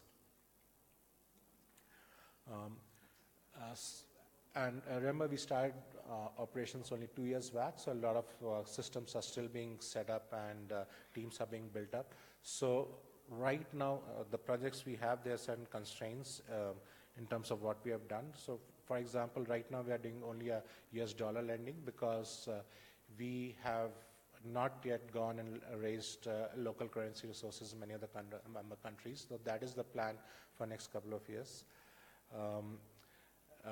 The credit enhancement instruments like guarantees are also, we are working on them. We are working on a couple of projects, but we haven't done any so far. And tenors have to be considered fundamental, so, which is quite obvious. This is a list of projects we have done. It's available on our website, both the projects that we have done as well as the proposed projects. As per the requirement, we disclose even the proposed projects on our website. They are across countries in Asia. And if you look at the sector, energy, of course, constitutes the largest one. About 45% of the projects have been in energy sector, then transport and urban infrastructure. One of the things you see is that we, about 2/3 of our financing has been co-lending with other multilaterals, and this is why I said we would very much like to work with other multilaterals and other lenders, both from a risk perspective as well as to further our aim of mobilizing private capital. Bulk of our projects have been sovereign projects, which is understandable since when I joined less than a year back, the private sector team was still being built up. So the substantial number of projects are sovereign projects. To sum up, we have crossed $4.2 billion in loan and equity investments last year. And one important thing is that we were rated AAA by S&P, Moody's, and Fitch last year, so which gives us the capability to go and do a fundraise in future if we so want. And I hope I was able to finish on time without the cue cards. Thank you.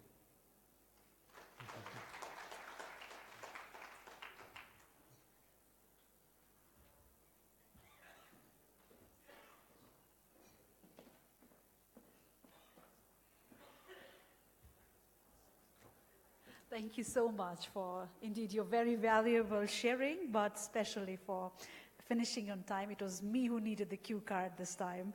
Thank you, sir. Said that, ladies and gentlemen, now we move on to the ASEAN region and to share with us the potentials of the energy market in the region and its progress at the moment. I have the pleasure of inviting on stage Professor Suthifand Shirathivat, the Executive Director, ASEAN Studies Center, and Chairman of the Chula Global Network.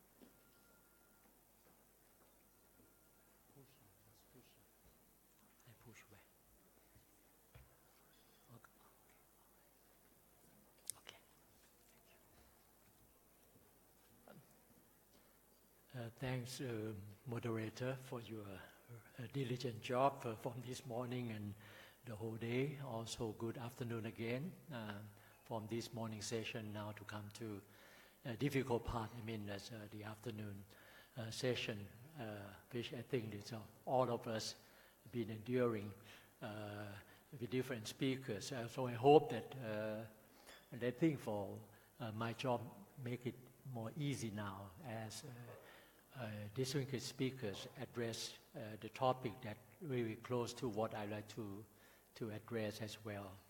And also we have the friend from Thailand, the Dragon Capital, who also have much experience to go to really what happened on the ground. So that's before starting, that's on the topic which given to me, looking at the ASEAN energy outlook, particularly on the ASEAN energy or exactly power market integration and the progress.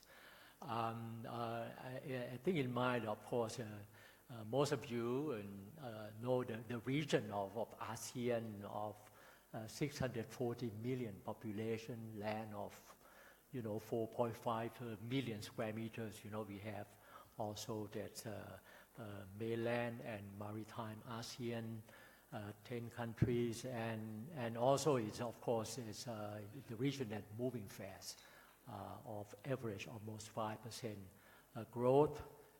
That's particularly it's CMLV and Philippines, and also a more mature Singapore, and perhaps Thailand is moving slowly. But overall, I think this is the area where, as you see, there's, with that kind of growth, electricity also need to catching up of 6%, some country surplus or deficit. So that's, I think, is the very first point to remember, that is dynamic and moving fast as a region. And also I'd like to add up, I will not have much time, because conjunction with, I think there's Nepal, the CEO power, electric power, who mentioned a moment ago the idea of connectivity.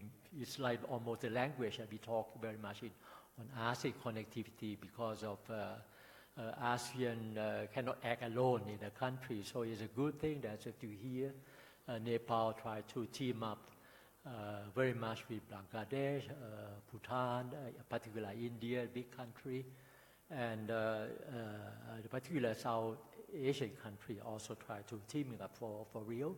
So we hope so, and that's why the experience of ASEAN might be useful. And I think the example, I forget to mention this morning about Laos, PDR. Laos is even smaller than Nepal in terms of the population size, but in terms of the landlocked country, surrounding by 4 countries, that big one would be China, and then the middle side would be Thailand on one side, my country, the other side Vietnam, and smaller one on the south would be Cambodia. So these 4 countries, in particular 3 countries, competing to work with also with Laos. And Laos, as you know, that hydroelectric is something very important and big project that been going on, a lot of project going on. And Laos once tried to also name the country Battery of Asia, exactly the title that you given this one, the Battery of South Asia. But to say to you frankly that although the name have been changed, Laos said no more. We don't want to leave only Battery of Asia, but rather be a connectivity hub. We like to be connectivity hub. That means we like to have the broader, mission, not only do the electricity, but doing other aspects of development, infrastructure, communications, and the people to people. I mean, that's connectivity, and human resource also very important. So there's whole range of topic that Laos revise and put in place to talking about it. Laos would like to be a connectivity hub. I will not have time to go into that. Let me move very quickly, because I know the moderator asked everybody and this time of afternoon, so I will be very quick in my presentation. Starting very first about the context of ASEAN energy development. And as we know, like most countries, fuel energy is a main source, is a main energy source, and renewable also boosting for biomass, geothermal, hydropower resources, with huge potential to wind, solar, and tidal energy. Indonesia, of course, it's the richest type of and quality of renewable energy sources. Thailand, Philippines, and Cambodia have relatively less energy resources, and Brunei and Singapore, on the other hand, are in shortage of renewable energy resources. So this is the fossil map that I will not have time to go into, as well as the renewable energy that you can see. About the ASEAN energy market profile, I think if you look at the action plan for energy cooperation, as we all mentioned, security of it come first, and then we also think about the accessibility to a certain extent, affordability. Later on, the pricing become important, being prioritized over environmental sustainability. And so this is something that I think is, but more recently, I think this is also be looking at the uneven distribution of the resources, different level, layers of investment, economic development as well among our members. So I will not have time to go to very detail on this part, on all this, but I would like to say to you on the side of energy consumption a bit of, the consumption now, mainly, the petroleum still primary fuel, gas too, and coal and power, biomass and others. With electricity power consumption at a big upsurge, 2012, 2016. And among ASEAN countries, of course, Indonesia is number 1, and Thailand number 2, and Vietnam catching up to be number 2, passing Thailand perhaps this year, next year. While Philippines also the fastest growth because of economic growth of 7% or more. So if you look at the slide, you can see very quickly about ASEAN energy consumption, where the sources. As well as power sources, if this is something that about the total installed power capacity amount to 217 gigawatt 2016, and around almost 1/4 now from renewable energy.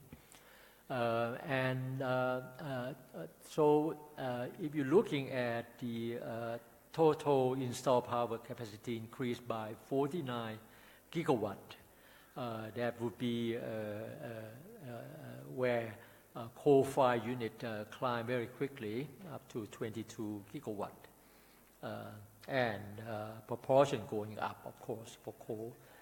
Meanwhile, the gas-fired unit only increased little, so that share changing, as well as renewable energy capacity being increased.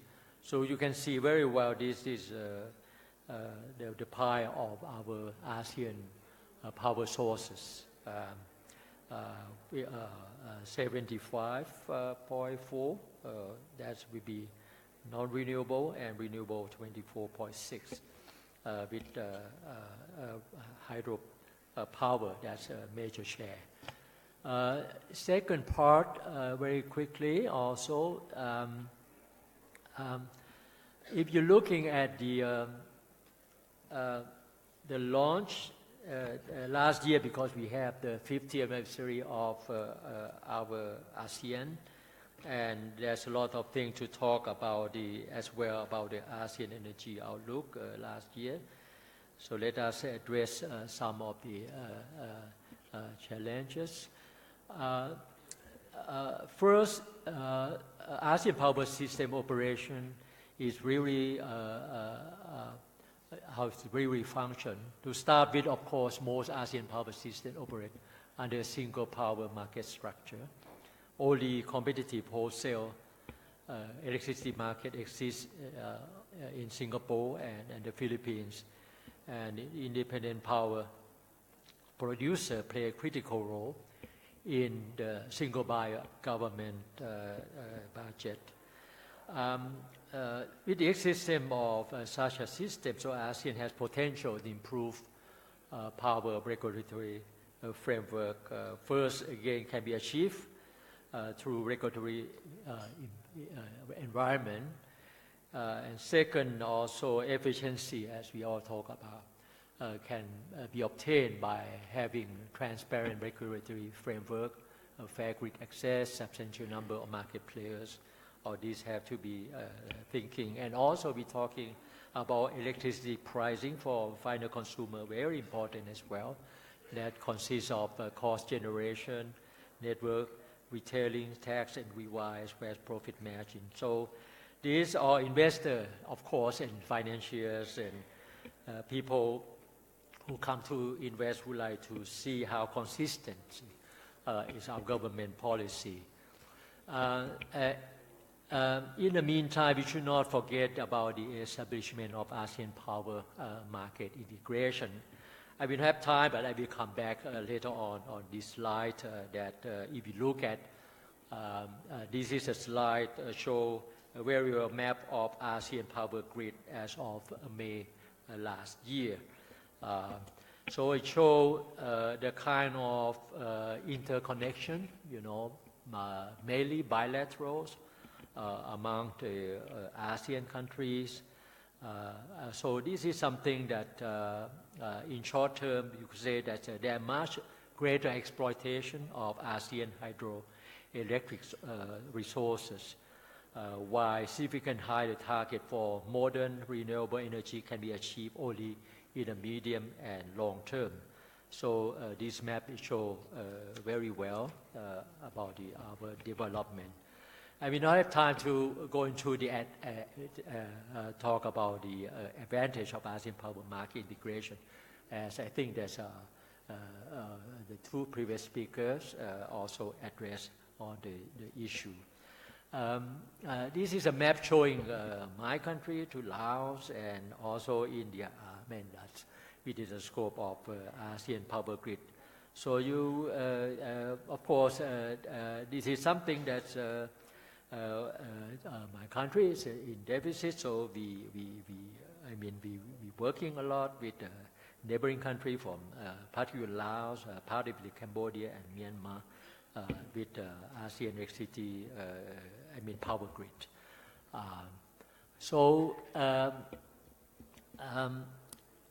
I think I will pass this one as well to save the time. Let us move to the last part about the latest progress of ASEAN power market integration.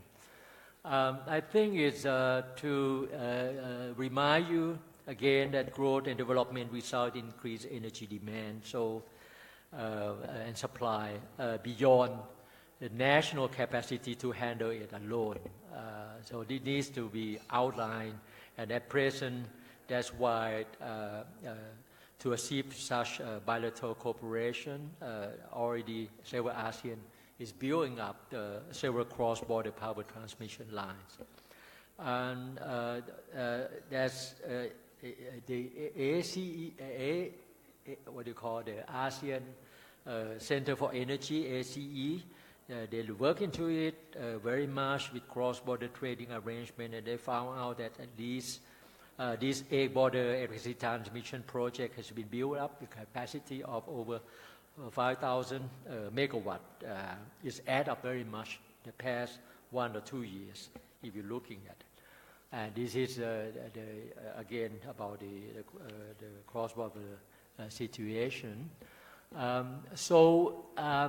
A bit on the state of ASEAN power supply and demand, which is, I think, there's such an increase in the proportion of renewable energy in total power generation. You can see the situation from the hydropower concentrated in Indonesia, Laos, Vietnam, wind energy in Indonesia, Thailand, Vietnam, solar energy with big country, Indonesia, Vietnam again, and geothermal and biomass power in many countries. So fossil energy generation will rise by proportion over proportion before. So That's how I will not have time to go to supply-demand balance, how we're going to meet that kind of balance. As you can see from this picture on the power surplus country and power shortage country. Last but not least, of course, the ASEAN energy policy makers work over years to understand all these issues. Now that we have ASEAN energy blueprint, the latest one, 2016-25. So you see very well the vision statement, enhancing energy connectivity and market integration in ASEAN to achieve energy security, which is always done. Accessibility and affordability, that's also now the high priority. And sustainability for all, that of course in the global context down to the local context, with the key areas that we have this. So I will not have time to go on that. That 34th minister that already mentioned this morning about their tentative plan to do the so-called like a cross-country beyond a bilateral, and also they look into that kind of interconnection.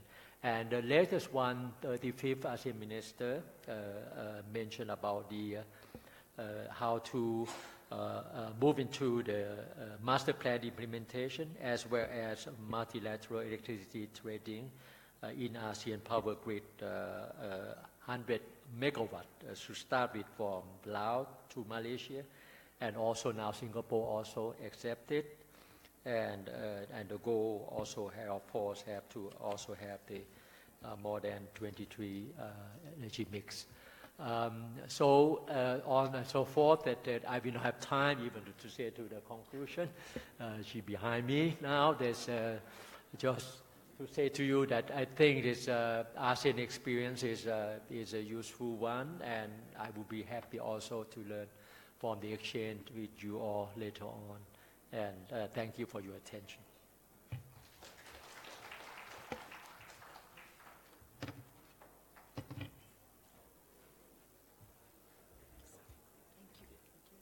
Thank you very much, sir. Sometimes I hate my job so bad, and today, especially today, I really am hating this for having to push you with the schedule and keep you on track, still without any avail, you know, as we're already late almost by an hour.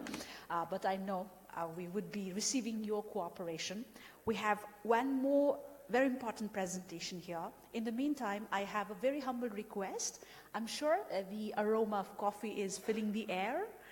We were supposed to take a break after this session, but we've decided to skip it. However, tea is being served outside the lobby. Please do not move at once. We request you to take your turns. Just move out and, you know, grab a cup of coffee and come in. That's a humble request on our part, because we do not want any disruption on stage, and we want to try at least to finish on time or be not, you know, very, very late. Said that, ladies and gentlemen, we now move ahead, and this is the last presentation of the session, and it's about low-head hydropower solutions. And when we talk about energy, of course, Myanmar comes in the spotlight in Asia. So it's a pleasure for me to be inviting to the podium Mr. Alexander Bale-Meyer, the Managing Director of Andridge, Myanmar, who will be speaking on low-head hydropower solutions. So.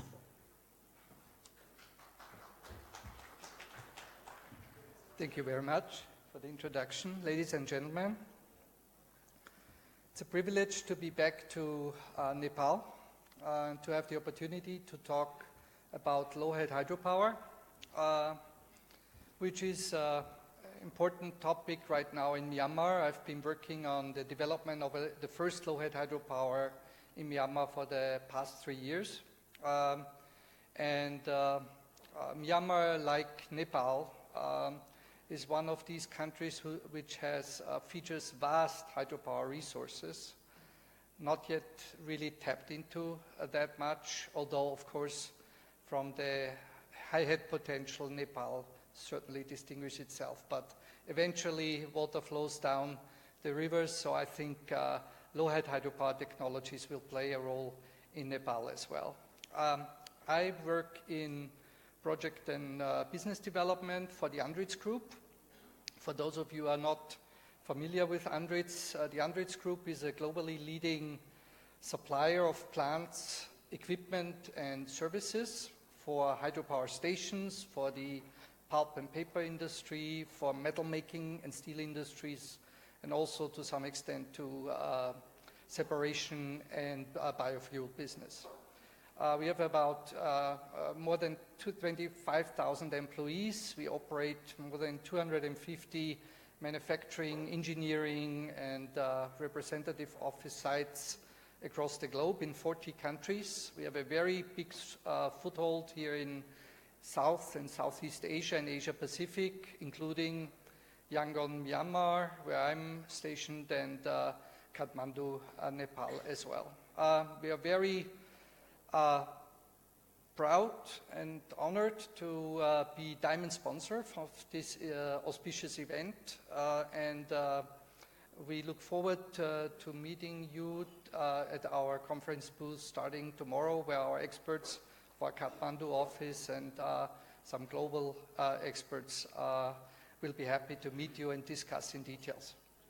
So without further ado, let me jump into my presentations. I will start out with framing some of the key considerations why you should be looking into low-head hydropower solutions, discuss a bit about the boundary conditions and application range, show you some project examples, talk about key selection criteria, and also project development aspects. So, to talk about key considerations, why should you look at low-head hydropower? I framed this using kind of looking at the needs of hydropower developers. One of the primary goals you have is a maximum energy yield.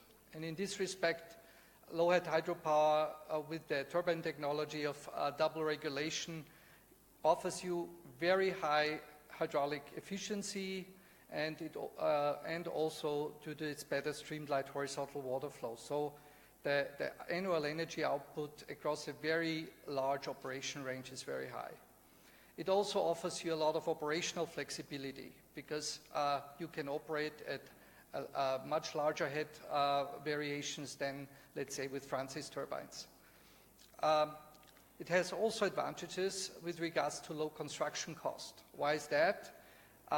Low-head hydropower technology is usually a shallow setting. You don't have to build a huge dam, so there's less excavation. The footprint of the powerhouse is comparatively also small. So you have savings in civil construction, and for some of the technologies we offer, you can even use them in non-hydro dams. So this offers you additional opportunities to introduce hydropower at irrigation dams or flood regulation dams. And not to forget, the erection schedules are much shorter than for large head projects. On the environmental side, the environmental impact of low-head hydropower stations is comparatively small. Again, because the footprint is small, you don't have usually a huge impoundment. These are run-of-river type projects, so it's much easier to integrate into the landscape, and the environmental impact and social impact is small. The technology itself is very advanced, so there are lots of measures in the turbine technology to ensure that it's fish-friendly and that it's also ecologically safe. One of the features thereby is, for example, using oilless turbine runner hubs. Last but not least, since this is a quite robust technology and the heads are relatively small with not that much wear and tear, the maintenance is easy and also quite low cost.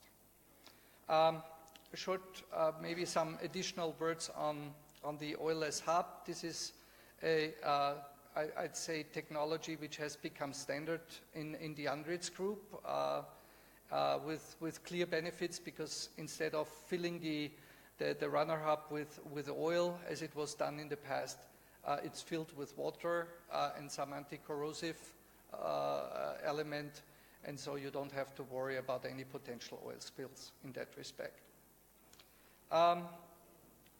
We have a vast experience with regards to low-head hydropower. We have almost 750 units installed. We are dealing with this technology over 80 years, and are very proud to have over 17% of the market share for large bulk turbines. We feel very confident in offering you a very well-advanced technology in that respect. But since there is, a big variety in low-head hydropower technology, it's very important to choose the right one. So it's a complex decision process. There is a multitude of available technologies. There are overlapping operating ranges, and frankly speaking, many decision criteria. So a proper assessment of a process is crucial in order to pick the right technology for your particular site. And the starting point for this, I'd say, selection process is usually the given hydrology. And the operating range, as I already said, of bulk turbines is very large. The head range is from 2 to up to 70 meters for vertical couplings. Discharges from very small unit discharges from 5 to 500 cubic meters per second, and output speaking the same. We cannot go into too much detail right now, but the key takeaway is that you have really a lot of different types of turbines and generators to choose from to fit perfectly to your particular site conditions and also your particular budget. Speaking about the boundary conditions, it's of course not only about hydraulic boundary conditions. You have to look into the site conditions with regards to subsurface, what is needed with regards to civil construction, the environmental conditions, the electric boundary conditions, that's the grid interconnection requirements, and of course also the economical conditions. What is your target IRR? What can you afford? Is the project scheme feasible with the chosen technology? So in order to help you with this, we have developed a quite comprehensive site assessment process where we help you to find guidance in the technology selection process, where we help you assess the hydrology and site data, do a first step, a technical feasibility check, followed immediately also by an economic feasibility check, so we can help you narrow down on the, I'd say, optimum plant layout, the optimum electrical layout, and then kind of ultimately come to the optimum solution, and where we then can subsequently offer you a proposal. And this is an iterative process, so if something pops up in the site assessment which needs some readjustment, then of course this has to be done in order to guarantee really the optimum solution. Now, coming to the project examples, I've picked three. The first one is the GK project in Vietnam, where I think the key takeaway is that it pays off to invest, especially in the early development phase, in some investigations with regards to the inflow conditions. In this case, we did this for this customer, for POSCO. Assisted him, made a CFD analysis of the inflow conditions, and then out of the learnings of that, could advise him in how to design the civil structures in an optimum way to ensure best efficiency. I think one of the reasons why we were successful in getting awarded with this contract. Another example I want to show is Jeju in Korea. This was were 3 beveled gear bulb turbines on a greenfield site, very low head. Here, one of the key elements was in order to keep construction cost down, to have a very fast project implementation. The way we can assist in this is that for smaller bulb turbines or actual turbines, we pre-assemble them to the greatest extent possible, thus minimizing the need at the site for mechanical installation, helping in compressing the site installation process. So this is also a vital element in the optimization of projects. And the last one is an exotic example, because it's a greenfield application at an existing weir where originally the developer contemplated to use large bulb turbines. I'd say a classic approach, but when he looked into the subsurface conditions, this was a basin full of alluvial sediments. The foundation conditions were very, very challenging. We advised him to look at options, and one of the options was to, rather than doing one large dam with large bulb turbines, break this up into a cascade, as you see on the upper right picture. So 2 plants, and instead of using large turbines, we use an array, we call this hydromatrix, of very small turbines. And the advantage is that since they are so small, their footprint, their setting is even more shallow than with conventional bulb turbines, and thus the excavation is comparatively very, very small. The savings in construction cost and also the potential saving in construction risk made the big difference, and therefore the customer developer choose this technology. Now, the one question, of course, is what is a selection criteria when you use conventional bulb versus this hydromatrix concept? It's pretty much driven by the geological conditions. So if geological conditions are good, if you need a wide operating range, double regulation, have no restriction in grid requirements, then usually you lean towards larger compact hydro applications with conventional bulb. If you have very challenging conditions, like at the Ashta project, you want to maybe do a step-by-step build-up. So you start with a fairly small, I'd say, plant, and then want to scale it up, then hydromatrix would be an interesting option to look at. At last, a few words on project development and what Andritz can offer here. We are not only very experienced in supplying equipment, we also have an expert team of people which are dealing with project development. Of course, both from a supplier but also overall development perspective. So we can not only support you in optimizing your plant layout, as already said, and thus bringing construction cost, construction schedule down, and energy generation up.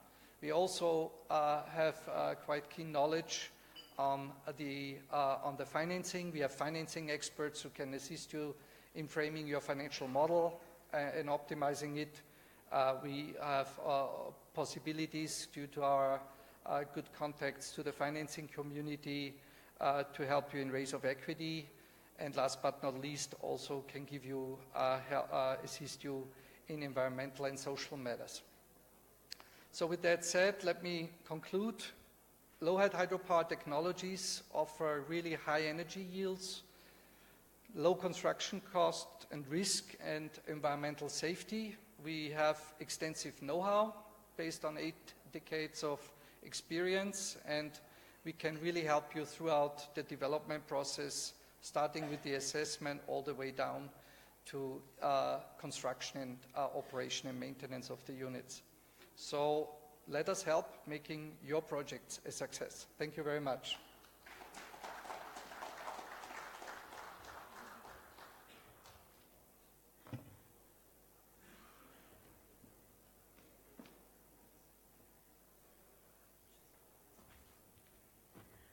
Thank you, sir, for this very interesting and important session. Ladies and gentlemen, with this we come to the end of session 2, which I'm sure has been very much enriching for all of us as we go through the markets, the energy markets in the region and beyond, of course. Said that, ladies and gentlemen, we now move ahead to the last session of the day, and that's all about investment opportunity, basically in the renewable energy sector of Nepal. And yes, we're supposed to have a tea break, which we skipped, and one more time, there's tea being served. I'm sure it's still there.